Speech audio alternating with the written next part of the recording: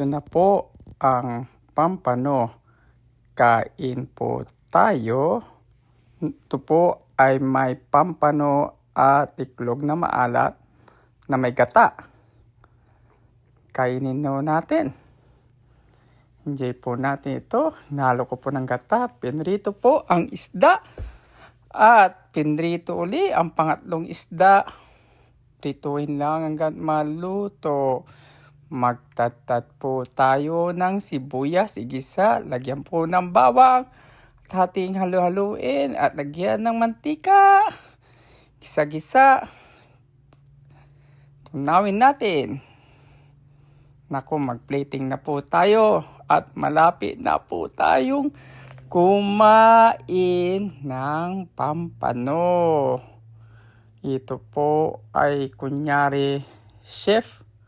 Pero talagang gutom lang talaga ako at mahilig pong kumain ng kumain. Kunyari, pa-chef-chef po siya.